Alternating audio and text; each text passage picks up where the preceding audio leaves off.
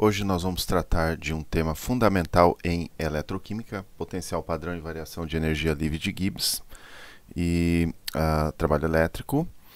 A rigor, essa deveria ter sido a primeira videoaula da playlist de eletroquímica.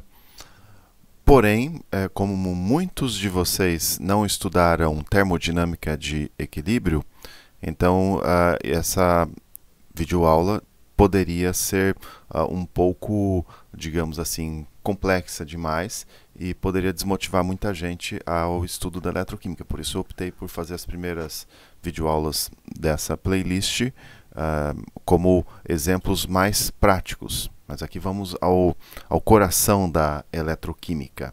Basicamente, o que eu vou falar aqui está contido no livro de Atkins, Princípios de Química.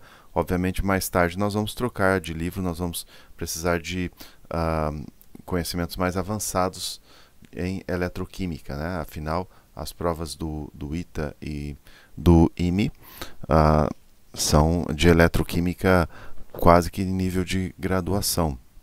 E essas videoaulas aqui, obviamente, também servem para os meus alunos de físico-química, de química geral, aqui da UFS. Então vamos lá. Potencial padrão e variação de energia livre de Gibbs padrão.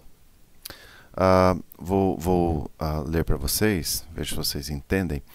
Uma reação com muito poder de empurrar e puxar elétrons gera um alto potencial de célula, coloquialmente, uma voltagem alta. Uma reação com pequeno poder de empurrar e puxar elétrons só gera um pequeno potencial, uma voltagem baixa. Uma bateria descarregada é uma célula em que a reação atingiu o equilíbrio, perdeu o poder de mover elétrons e tem seu potencial igual a zero.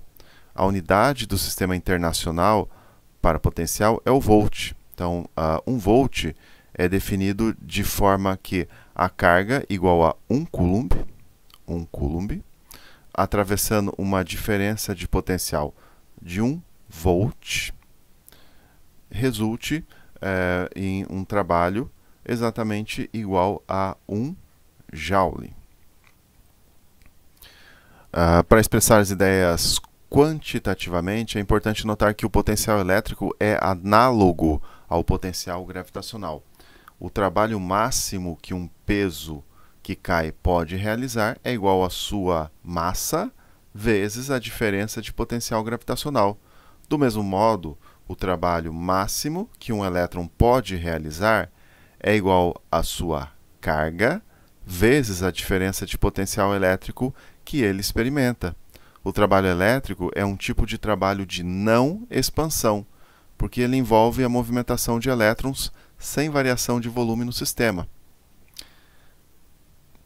Obviamente, você não observa uma bateria sofrendo variações de volume ao ser carregada ou descarregada, a menos que essa bateria tenha algum tipo de defeito.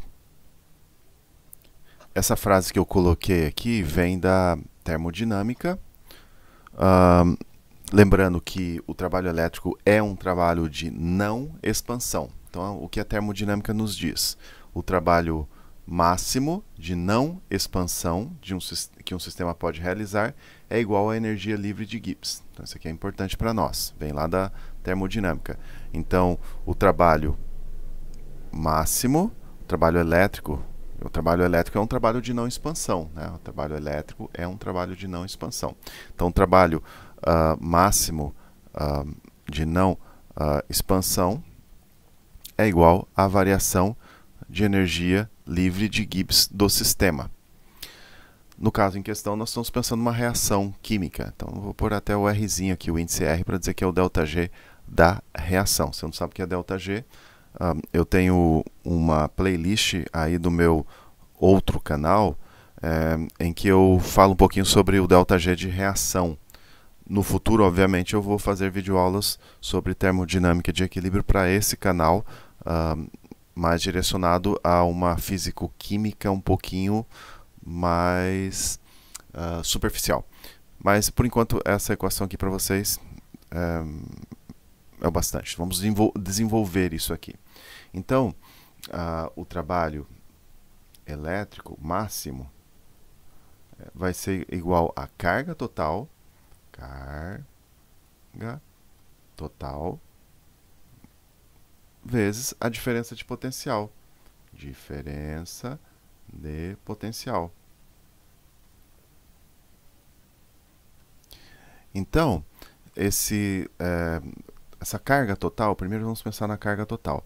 A carga total vai ser a carga elementar multiplicado pela constante de Avogadro multiplicado pelo número de mols, e tem um menos aqui na frente. Por que isso? Então você precisa entender por que isso. Pense assim, a carga do elétron, carga do elétron é igual ao negativo da carga elementar. A carga elementar, você deve ter em mente que é 1,602177. É claro que depois do zero já fica difícil você guardar na cabeça, né? Vezes 10 a menos 19 Coulomb. Coulomb por elétron. Esse menos aqui, para enfatizar que o elétron tem carga negativa. Então, a carga total é o número de mols de elétrons vezes a carga de um único elétron vezes o número de elétrons em 1 mol. E aí disso surge uma constante chamada constante de Faraday. Então, constante... Opa, ficou aqui esquisito, né? De Faraday. Que é igual a carga de 1 mol de elétrons. Então, essa constante F, constante de Faraday, é simplesmente a carga elementar 1,602177 vezes 10 a menos 19 Coulomb. Me veio na cabeça o seguinte, na verdade a constante de Faraday é o negativo da carga de 1 mol de elétrons. A constante de Faraday pode ser a carga de 1 mol de prótons, né, que tem carga positiva, mas espero não ter confundido vocês. Então, vezes a constante de Avogadro, que é 6,0223 vezes 10 a 23 elétrons. Esse aqui é o símbolozinho que eu tenho usado para elétrons nas reações químicas, por mol. Então, em resumo, ó, por aqui, F igual a carga elementar vezes constante de Avogadro. Então, esse F, constante de Faraday, fica 96.485 Coulomb por mol de elétrons. Então, modifica um pouquinho essa expressão aqui, né? De tal forma que, então, o trabalho elétrico máximo é igual a menos N F E. Resumindo aqui o que nós temos, inclusive a fórmula mais importante que nós temos aqui, e que é bom que vocês guardem na memória, até vou mudar aqui a minha canetinha. Vamos lá. Então, o ΔG da reação, que é, digamos assim, uma entidade que vem lá da termodinâmica de equilíbrio, é igual a menos N F E. ΔG da reação, né? Então, sempre lembrando a vocês, olha, que o trabalho máximo de não expansão que um sistema pode realizar é igual à energia livre de Gibbs. Então, está aqui. Se o sistema estiver operando sobre condições padrão, então você tem o ΔG padrão da reação igual a menos N F E padrão. Recomendo que vocês tenham em mente essas equações, embora vocês não tenham tido acesso ainda à dedução de ΔG de reação, mas tem a playlist ali embaixo.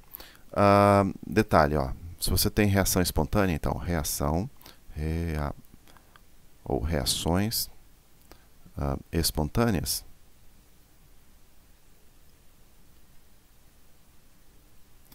então você tem o ΔG da reação menor que zero, potencial maior que zero.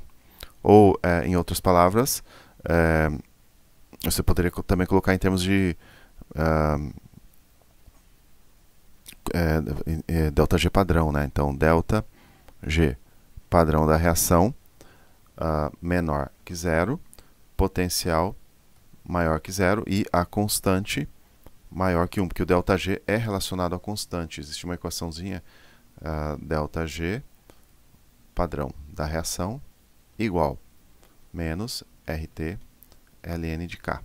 Então, relaciona ΔG padrão da reação com a constante de equilíbrio. Enfim, reação espontânea, ΔG negativo, potencial positivo. Reação não espontânea, os sinais se invertem.